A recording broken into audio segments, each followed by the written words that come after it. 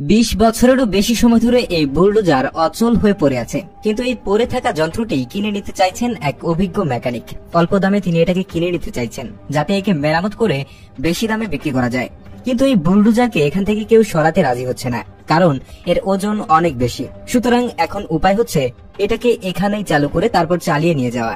এখন তা আদৌ সম্ভব হবে কিনা সেটাই চেষ্টা করবেন অভিজ্ঞ মেকানিক। তিনি এক সহকারীকে নিয়ে বুলডোজারটির কাছে পৌঁছালেন। দেখলেন এর শোচনীয় অবস্থা। ইঞ্জিনের তেল বেরোনোর প্লাগটি খোলা, ওয়েল ফিল্টারগুলো গায়েব, একজস্ট পাইপটিও প্রায় নষ্ট হয়ে গেছে। তবে মেকানিকের অভিজ্ঞ চোখ ঠিকই ধরে ফেলেছে এটি কামিন্স ইঞ্জিন, যা বেশ শক্তিশালী না হলেও ঠিকঠাক করলে চলার মতো অবস্থায় আনা সম্ভব। আর সবচেয়ে বড় কথা, ইঞ্জিনটি একেবারে জ্যাম হয়ে যায়নি, তবে অনেকটা টাইট হয়ে গেছে, জোর দিয়ে ঘোরানো যায়। প্রথমে তারা ইঞ্জিনটি পরীক্ষা করলেন। ইঞ্জিনের তেল নিষ্কাশনের প্লাগ লাগানো হলো এবং নতুন ওয়েল ফিল্টার বসানো হলো। এরপর প্রায় 9 গ্যালন ইঞ্জিন ওয়েল ঢালা হলো। কুলেন্টের অবস্থা পরীক্ষা করে দেখা গেল সেটিও প্রায় শেষের দিকে, তাই নতুন কুলেন্ট দিয়ে রেডিয়েটরটিও ভরে ফেলা হলো। হাইড্রোলিক তেলের ট্যাঙ্ক পরীক্ষা করে দেখা গেল সেখানে পর্যাপ্ত তেল রয়েছে এবং তার অবস্থাও মোটামুটি ভালো। এবার চাকাগুলো দেখতে হবে।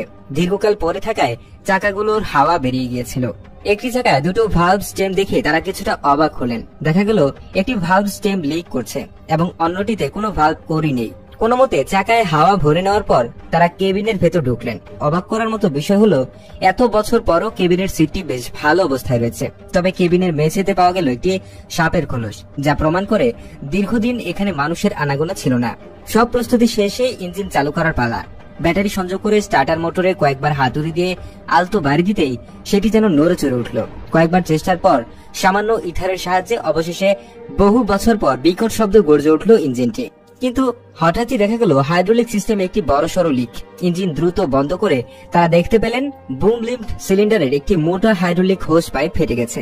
পাইপটি এতটাই পুরনো যে সেটি তেলের চাপ সহ্য করতে পারেনি। এই হোস পাইপটি বদলাতে প্রায় $500-এরও বেশি খরচ হবে। তবে মেকানিক এখনই এত খরচ করতে রাজি নন, তাই আপাতত একটি ব্লক অফ স্লাগ দিয়ে লাইনটি বন্ধ করে দিলেন, যাতে অন্তত হাইড্রোলিক সিস্টেমের অন্য অংশগুলো পরীক্ষা করা যায়। আবার ইঞ্জিন চালু করা হলো। এবার খুব সাবধানে বিশাল বাকেটটি তোলার চেষ্টা করলেন। বাকেটটি অল্প একটু উঠেই তার ভেতরে জমে থাকা পানিটুকু ফেলে দিল। হাইড্রোলিক লাইনে যাতে আর কোনো সমস্যা না হয় সেজন্য তিনি খুব ধীরে কাজ করছিলেন, কিন্তু সমস্যা যেন পিছু ছাড়ছিল না। এবার দেখা গেল কেবিনের ঠিক নিচ থেকে সম্ভবত ট্রান্সমিশন সিস্টেম বা অন্য কোনো হাইড্রোলিক ভালো ব্লক থেকে তেল চুইয়ে পড়ছে। তিনি বুঝতে পারলেন ট্রান্সমিশনের তেল খুব দ্রুত কমে যাচ্ছে এবং এটি একটি বড় সমস্যা। এছাড়াও বুলডোজারটির ব্রেক কাজ করার জন্য যে ন্যূনতম এয়ার প্রেসারের দরকার সেটিও তৈরি হচ্ছিল না। সব মিলে প্রায় 20 বছর পর ইঞ্জিনটি চালু করা গেলেও হাইড্রোলিক ও ট্রান্সমিশনের একাধিক সমস্যা এবং ব্রেক সিস্টেমের ত্রুটির কারণে বুলডোজারটি আপাতত এখান থেকে